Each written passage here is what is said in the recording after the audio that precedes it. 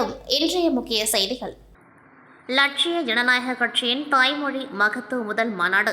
பந்தக்கல் நடும் பூஜையை எல்ஜிகே கட்சி தலைவர் ஜோஸ் சார்லஸ் மார்டின் துவக்கி வைத்தார்.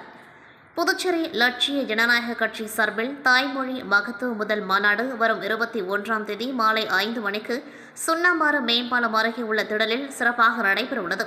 இன்று மாநாடு மேடை அமைப்பதற்கு சிறப்பு பூஜை செய்து பந்தக்கல் நட்டு நிகழ்ச்சியை துவக்கி வைத்து கூறுகையில், வரும் 21ஆம் தேதி நடைபெறும் இந்த மாநாடு அரசியலை தாண்டி அமைந்த ஒன்று.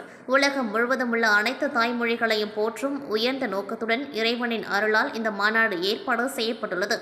தாய்மொழியின் சிறப்பை வெளிப்படுத்தி அதன் மகத்துவத்தை மேம்படுத்தும் விளக்க நிகழ்வாக அமையும். எனவே புதுச்சேரியில் உள்ள அனைத்து மக்களும் எந்த பாகுபாடுமின்றி இந்த மாநாட்டில் கலந்து கொண்டு சிறப்பிக்க வேண்டும் என அழைப்பு விடுத்தார். தொடர்ந்து கட்சியின் நிர்வாகிகள் தலைவர் அவர்களுக்கு பொன்னாடை அணிவித்து மாநாடு வெற்றி பெற வேண்டும் என வாழ்த்து தெரிவித்தனர். தொடர்ந்து கட்சியின் நிர்வாகிகள் தலைவர் அவர்களுக்கு பொன்னாடை அணிவித்து மாநாடு வெற்றி பெற வேண்டும் என வாழ்த்து தெரிவித்தனர். நிகழ்ச்சியில் ஜேசிய மக்கள் மன்ற தலைவர் ரேகன் ஜான்குமார், பொது செயலாளர்கள் முனைவர் கண்ணபுரான், செயலாளர் ரவி என்கிற ராஜாராம், டாக்டர் துரைசாமி, ரமேஷ் பாபு, வழக்கறிஞர் பிரபாகரன், ஐடிவிங் ரத்தினம், பரப்புரை பொது செயலாளர் நடிகர் தாடி பாலாஜி, உப்பளம் தொகுதி அம்மா ஆறுமுகம், மண்டல பொது செயலாளர்கள் உள்ளிட்ட கட்சி நிர்வாகிகள் பங்கேற்றார்கள். வணக்கம். வரும் 21ஆம் தேதி மாலை 6 மணி அளவில் லட்சிய ஜனநாயக கட்சியோட முதல் மாநாடு. இந்த மாநாடு வெறும் ஒரு அரசியல் மாநாடா இல்லாம அனைத்து தாய்மொழி 21ங்கிறது இந்த உலகத்தில் அனைத்து தாய்மொழிக்கான ஒரு தினம். இந்த தினத்தை நாங்கள் தேர்ந்தெடுக்கல. ஆக்சுவலாக ஒரு இந்த மாதிரி தாய்மொழி மாநாடுன்னு பண்ணலான்ட்டு இருந்தோம். இது யதார்த்தமாக டிலே ஆகி கடைசியில் அந்த தினமே அது நம்மளுக்கு அமைஞ்சுது. ஸோ அதே மாதிரி இந்த இடமா இருக்கட்டும், இது அமைஞ்ச விதமே இது ஒரு இயற்கையான சக்தியோ இறைவனோட சக்தியால் தான் இந்த ஒரு மாநாடே ஒரு அமையப்பட்டது. ஸோ இந்த தினம், இந்த மாநாடு அன்னைக்கு அனைத்து தாய்மொழி, எல்லாத்துடைய தாய்மொழியோட பெருமையை நம்ம இழந்துட்டோம், மறந்துட்டோம். எல்லாமே ஆங்கிலம் பேசினாதான் ஒரு பெருமைங்கிற மாதிரி. நாளைக்கு தமிழோ இல்லை அவங்க தாய்மொழி மலையாளமோ கன்னடாவோ ஃப்ரெஞ்சோ இல்லை சைனீஸோ மேண்ட்ரினோ இல்லை கொரியனோ எது வேணா இருக்கலாம். பட் ஆனால் இன்னைக்கு தாய்மொழி இழந்துட்டு வேற ஏதோ ஒரு மொழிக்கு போகும்போது நம்மளோட வேரை நம்ம இழந்துடுறோம். நம்மளோட அந்த உணர்ச்சி எதுவுமே ஒரு தாய்மொழியோட கனெக்ஷன் இல்லைன்னா அந்த தொடர்பு வராது. என்னதான் நம்ம வேற்று மொழியில நம்ம பழகினாலோ பேசினாலோ நம்மளுக்குங்கிற அந்த ஒரு ஆள் மனசுல இருந்து நம்மளோட பாசமோ அன்பு அது விட்டுவிடும். ஒரு தாய் எப்படி ஒரு குழந்தைக்கு ஒரு கனெக்ஷனோ அதுதான் அந்த தாய்மொழியோட நம்மளுக்கு இருக்கிற ஒரு கனெக்ஷன். ஸோ இந்த மாநாடு அதுமா நம்ம அதோட பெருமையை அதோட வியக்கத்தக்க விஷயங்கள் எல்லாத்தையுமே இந்த மாநாட்டில் நாங்கள் எடுத்து பேசுகிற மாதிரி விஷயத்தை நாங்கள் தேர்ந்தெடுத்திருக்கோம். அது போக எங்களோட கட்சியோட ஐடியாலஜிக்கல் லீடர்ஸ், நாங்கள் யாரை பின்பற்றுறோம், எங்களுக்கு யாரெல்லாம் பிடிச்சிருக்கு அப்படிங்கிற அனௌன்ஸ்மெண்ட்டும் நாங்கள் அன்றைக்கி பண்ணுறதா இருக்கோம். இதுக்கு அனைத்து தரப்பான மக்கள் எந்த ஒரு வேறுபாடும் இல்லாமல் நல்ல ஒரு உங்களோட அன்பும் ஆதரவோடு திரண்டு வருமாறு நாங்கள் தாழ்மையுடன் கேட்டு வேண்டிக் கொள்கிறோம். நன்றி, வணக்கம். புதுச்சேரியில் போலி மாத்திரை தயாரித்து நாடு முழுவதும் சப்ளை செய்த விவகாரம் பெரும் அதிர்வலைகளை ஏற்படுத்தியது. இதனையடுத்து இவ்வழக்கை தற்பொழுது சிபிஐ விசாரணை செய்து வருகின்ற நிலையில் இந்த போலி மாத்திரை தயாரிப்பு விவகாரம் எதிரொலியாக புதுச்சேரி மாநில மருந்து கட்டுப்பாட்டுத்துறை தொடர்ந்து தரம் குறைவான மருந்துகளை விற்பனை செய்ய தடை விதித்து வருகின்றது. இந்நிலையில் தற்பொழுது மேலும் 2 மருந்துகளுக்கு தடை விதிக்கப்பட்டுள்ளது. இதுகுறித்து புதுச்சேரி மருந்து கட்டுப்பாட்டுத்துறை அதிகாரி அனந்த கிருஷ்ணன் வெளியிட்டுள்ள அறிக்கையில், ஹிமாச்சல பிரதேச மாநிலத்தில் உள்ள பிரைமஸ் மருந்து நிறுவனம் தயாரிக்கும் பிரிம்க்ளவ் ஊசி மருந்து மற்றும் சோலன் மாவட்டத்தில் உள்ள பினாகில் லைஃப் சயின்ஸ் நிறுவனம் தயாரிக்கும் அசிடமோல் 500 எனப்படும் பாராசிட்டமால் மாத்திரை போதிய தரம் இல்லாததால் அதனை புதுச்சேரியில் விற்பனை செய்ய மாநில மருந்து கட்டுப்பாட்டுத்துறை தடை விதித்துள்ளது. மேலும் புதுச்சேரி மாநிலத்தில் உள்ள அனைத்து மருந்து உற்பத்தியாளர்களும் தங்களது நிறுவனத்தில் காலாவதியான மருந்து மூலப்பொருட்கள், துணை பொருட்கள் மற்றும் காலாவதியான மருந்துகள் அழிக்கப்பட்ட விவரங்களை சமர்ப்பிக்க வேண்டும் எனவும், மேலும் மருந்து உற்பத்தி மட்டுமின்றி 3ஆம் தரப்பினரிடமிருந்து பெறப்பட்ட மருந்துகளின் விவரங்களை 3 மாதங்களுக்கு ஒருமுறை மருந்து கட்டுப்பாட்டுத்துறை அலுவலகத்துக்கு முறையான ஆவணங்களுடன் சமர்ப்பிக்க வேண்டும் என புதுச்சேரி மாநில மருந்து கட்டுப்பாட்டுத்துறை அதிரடி உத்தரவு பிறப்பித்துள்ளது. புதுச்சேரியில் தொடர்ந்து தரம் குறைவான மருந்துகளுக்கு தடை விதிப்பதோடு மருந்து தயாரிப்பு தொழிற்சாலைகளுக்கும் பல்வேறு கட்டுப்பாடுகளை மாநில மருந்து கட்டுப்பாட்டுத்துறை விதித்து வருவது பரபரப்பையும் மக்களிடையே அச்சத்தையும் ஏற்படுத்தியுள்ளது. மண்ணாடிப்பட்டு கொமேன் பஞ்சாயத்து திருபுவனை தொகுதிக்குட்பட்ட திருவண்டார்கோவில், கொத்தபுரிநத்தம், திருபுவனை, நல்லூர் உள்ளிட்ட கிராமங்களில் குடியிருப்பு பகுதிகளிலும் சாலை ஓரங்களிலும் ஏராளமான பன்றிகள் சுற்றித் திரிந்தன. இதனால் அப்பகுதிகளில் நோய் பரவும் அபாயமும், விவசாய பயிர்கள் சேதமடைவதும், வாகன ஓட்டிகள் விபத்தில் சிக்கி அடிபடும் நிலையும் இருந்தது. இதுகுறித்த அப்பகுதி பொதுமக்கள் மற்றும் சமூக ஆர்வலர்கள் கொம்யூன் ஆணையரிடம் புகார் அளித்தனர். இதனை அடுத்து ஆணையர் எழில்ராஜன் பன்றிகளை பிடிக்க உத்தரவிட்டார். அதன் பேரில் பன்றி பிடிக்கும் குழுவினர் வரவழைக்கப்பட்டு பல்வேறு இடங்களில் சுற்றித் திரிந்த 50க்கும் மேற்பட்ட பன்றிகளை பிடித்து வாகனங்களில் ஏற்றி சென்றனர்.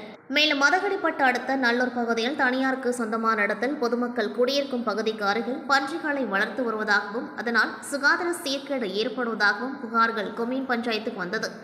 இதுகுறித்த தகவலின் பெயரில் அப்பகுதிக்கு சென்ற கொம்யூன் பஞ்சாயத்து ஆணையர் எழில்ராஜன், திருபுவனை சப் இன்ஸ்பெக்டர் கதிரேசன் மற்றும் போலீசார் அதிரடியாக ஆய்வு செய்தனர். அப்பொழுது அனுமதியின்றி அடைத்து வைத்திருந்த பன்றிகளை பிடித்தனர். இதுகுறித்து ஆணையர் எழில்ராஜன் கூறுகையில், தொடர்ந்து பொது இடங்களில் சுற்றித் திரியும் பன்றிகளை பிடித்து அப்புறப்படுத்தி வருகின்றோம். இனிவரும் காலங்களில் பன்றிகளை பட்டியல் அடைக்காமல் வெளியே திரியவிடும் நபர்கள் மீது கொம்யூன் பஞ்சாயத்து சட்டப்படி நடவடிக்கை எடுக்கப்படும் என்றார். கடலூர் மாவட்டம் பரங்கிப்பேட்டை ஒன்றியம் புவனகிரி தாலுகாவில் உள்ள மணிக்கொள்ளை கிராமத்தில் மாற்றுத்திறனாளிகளுக்கு இடம் வழங்கப்பட்டது. ஆனால் இதனால் வரையில் அந்த இடத்தை முறையாக அளந்து பயனாளிகளுக்கு வழங்காமல் இருந்து வந்த நிலையில் பல்வேறு போராட்டத்தை கடலூர் மாவட்ட மாற்றுத்திறனாளிகள் பாதுகாப்பு மற்றும் நலச்சங்கம் சார்பில் நடத்தினர்.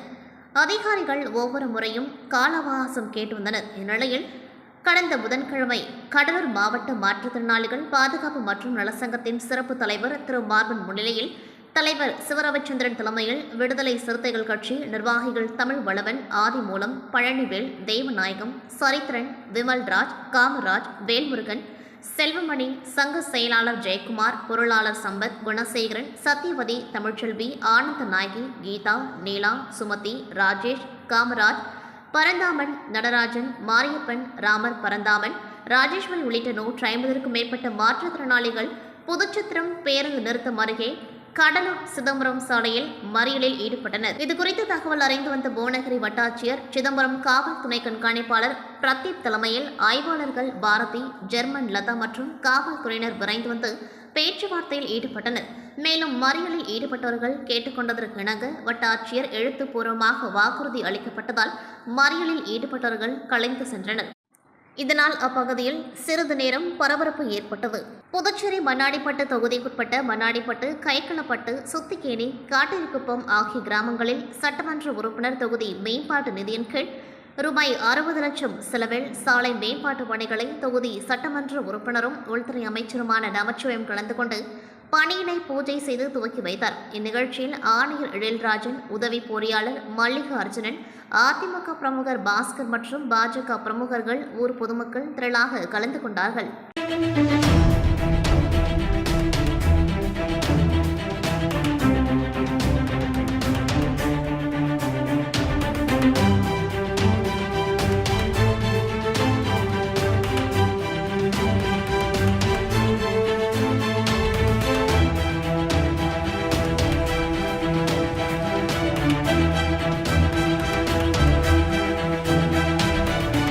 புதுச்சேரி மாநிலம் வெள்ளையனூர் சட்டமன்ற தொகுதி ஜிஎன் பாளையம் நடராஜன் நகருக்கு புதிய சாலை அமைக்கும் பணிக்கு சட்டமன்ற உறுப்பினர் மேம்பாட்டு நிதியிலிருந்து ரூபாய் 4.90 லட்சம் நிதி ஒதுக்கீடு செய்யப்பட்டு வெள்ளையனூர் கொம்யூன் பஞ்சாயத்து மூலம் மேற்கொள்ளப்பட உள்ள பணிக்கான பூமி பூஜை நிகழ்ச்சி இன்று காலை நடைபெற்றது. இதில் தொகுதி சட்டமன்ற உறுப்பினரும் சட்டமன்ற எதிர்க்கட்சித் தலைவருமான சிவா அவர்கள் கலந்து கொண்டு புதிய சாலை அமைக்கும் பணியினை பூஜை செய்து துவக்கி வைத்தார். இந்த நிகழ்ச்சியில் வெள்ளையனூர் கொம்யூன் பஞ்சாயத்து ஆணையர் பிரபாகர், உதவி பொறியாளர் சத்யநாராயணா, ஊர் முக்கியஸ்தர்கள் மணி, ராஜா என்கிற ராமன், புஷ்பராஜ், ஸ்ரீனிவாசன், அப்பு, ராஜு, மணி, கண்ணன், ஐயப்பன், ஆனந்தராஜ், முத்தாளு, பாஸ், பழனி, சக்தி, ஜான் பீட்டர், அலெக்ஸ் மற்றும் திமுக பொதுக்குழு உறுப்பினர்கள் ராமசாமி, செல்வநாதன், இலக்கிய அணி அமைப்பாளர் சீனு மோகன்தாஸ், வர்த்தக அணி அமைப்பாளர் ரமணன், ஆதி திராவிடர் அணி அமைப்பாளர் செல்வநாதன், துணை அமைப்பாளர்கள் கோபி, சரவணன், காசிநாதன், தொகுதி துணை செயலாளர் ஜெகன்மோகன், தொகுதி செயற்குழு உறுப்பினர் அக்பர், கிளைக்கழக நிர்வாகிகள் வெங்கடாச்சலபதி, ஜனா, ஏழுமலை, மிலிட்ரி முருகன், நடராஜன், சங்கர், வீரகண்ணன், கமல் பாஷா, சரபுதேன், தமிழரசன், சூர்யா, கோபி, அசார், ராமஜெயம், கோவிந்தராஜ், மோகன் ஆகியோர் கலந்து கொண்டார்கள். கடலூர் மாவட்டம் புதுப்பாளையம் ஆர்பி நகர் கட்டிட தொழிலாளர்கள் குடியிருப்பில் எழுந்தருளிருக்கும் ஸ்ரீ அங்காள பரமேஸ்வரி கோவில் 28ஆம் ஆண்டு மயான கொள்ளை உற்சவம் நடைபெற்றது. கோவிலில் இருந்து ஊர்வலமாக புறப்பட்டு அனைத்து சாலைகளிலும் வீதி உலா வந்து அந்த பகுதியில் உள்ள மயானத்தில் மயான கொள்ளை நடைபெற்றது. கடலூர் ஆர்பி நகரில் அங்காள பரமேஸ்வரி அம்மன் கோவிலில் மயான கொள்ளை விழா கடந்த 15ஆம் தேதி 9 மணியளவில் அபிஷேகமும், மாலை 3 மணி அளவில் குறைகூட எடுத்தல் நிகழ்ச்சியும், அதனைத் தொடர்ந்து 16ஆம் தேதி கெடிலம் நதிக்கரையில் கரகம் பாவித்து வீதி உலா வந்து கொடியேற்றுடன் துவங்கி எல்லை கட்டுதல், அதனைத் தொடர்ந்து 17ஆம் தேதி அம்மனுக்கு அபிஷேக ஆராதனை நடைபெற்றது. மற்றும் 18ஆம் தேதி அன்று மாலை வீதியுலா வந்து 6:30 மணியளவில் மயானத்தை சென்றடைந்தது. அங்கு மேல தாளங்கள் முழங்க மயான கொள்ளை விழா நடைபெற்றது. இதில் பக்தர்கள் காணிக்கை அம்மன் மீது வாரி இறைத்தனர். அன்னதானமும் வழங்கப்பட்டது. இதில் திரளான பக்தர்கள் கலந்து கொண்டு சுவாமி தரிசனம் செய்தனர். விழாவின் முக்கிய நிகழ்ச்சியான மயான கொள்ளை விழா நடைபெற்றது. இதை ஒட்டி அங்காள பரமேஸ்வரி அம்மனுக்கு சிறப்பு அலங்காரம் செய்யப்பட்டு மகா தீப ஆராதனை நடைபெற்றது. மறுநாள் மாலை அம்மனுக்கு மஞ்சள் நீராட்டு விழாவும், அதையடுத்து அன்றிரவு 7 மணிக்கு ஸ்ரீ பாவாடை ராயனுக்கு கும்பம் கொட்டுதல் விழா நடைபெற்றது. வெல்லும் தமிழ் பெண்கள் என்கின்ற தலைப்பில் ஸ்டாலின் தொடரட்டும், தமிழ்நாடு வெல்லட்டும் என்ற முனைப்போடு கடலூர் மாநகராட்சி திமுக அலுவலகத்தில் தேர்தல் சம்பந்தமான மகளிர் கூட்டம் நடைபெற்றது. இந்த கூட்டத்தில் கடலூர் மாநகராட்சி மேயர் சுந்தரி ராஜா தலைமை தாங்கி சிறப்புரையாற்றினார். கடலூர் மாநகர திமுக கடலூர் கிழக்கு மாவட்டம் செயலாளர் KS ராஜா முன்னிலையில் நடைபெற்றது.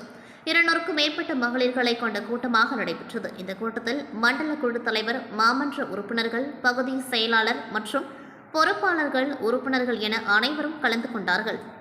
புதுச்சேரி மோதிலால் நேரு அரசு தொழில்நுட்ப கல்லூரியில் பணிபுரியும் அனைத்து விரிவுரையாளர்களுக்கும் கடந்த 2021ஆம் ஆண்டு 7வது ஊதியக்குழு பரிந்துரையின்படி புதிய ஊதிய விகிதம் அமல்படுத்தப்பட்டது. ஆனால் சம ஊதிய அடிப்படையில் 15 வருடம் முதல் 23 வருடங்களாக பணிபுரிந்து வரும் 26 விரிவுரையாளர்களுக்கு புதிய சம்பள உயர்வு அமல்படுத்தப்படவில்லை. இதனை கண்டித்தும் 7வது ஊதியக்குழு சம்பளத்தை உடனடியாக வழங்க கோரி கல்லூரி அனைத்து விரிவுரையாளர்கள் நலசங்கம் சார்பில் தொழில்நுட்ப கல்லூரி நுழைவாயில் முன்பு கண்டன ஆர்ப்பாட்டம் நடைபெற்றது. ஆர்ப்பாட்டத்தில் மோதிலால் நேரு அரசு தொழில்நுட்ப கல்லூரியில் பணிபுரியும் விரிவுரையாளர்கள் 100க்கும் மேற்பட்டோர் கலந்து கொண்டு கோரிக்கைகளை வலியுறுத்தி கண்டன கோஷங்களை எழுப்பினர்.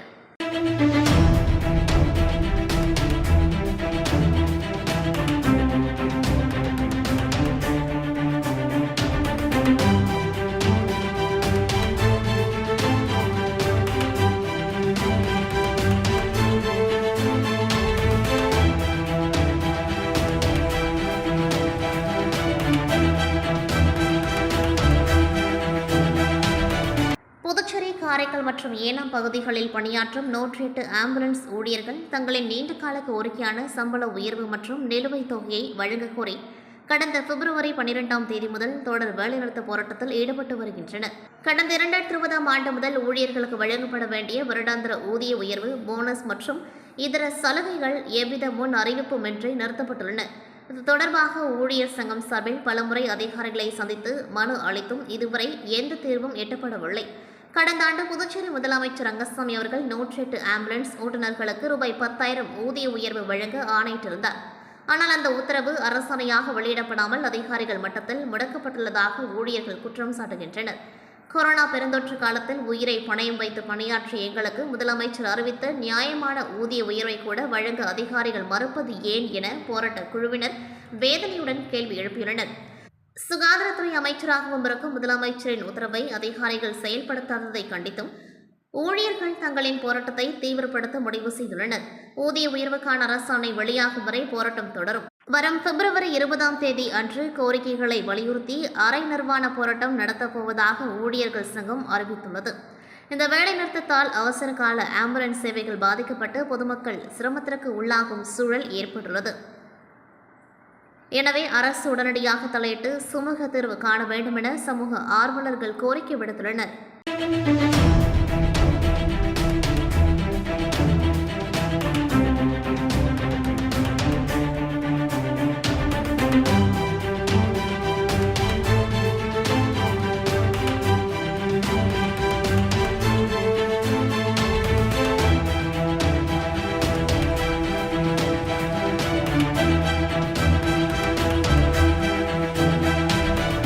இத்துடன் செய்திகள் நிறைவடைகின்றது. நன்றி, வணக்கம்.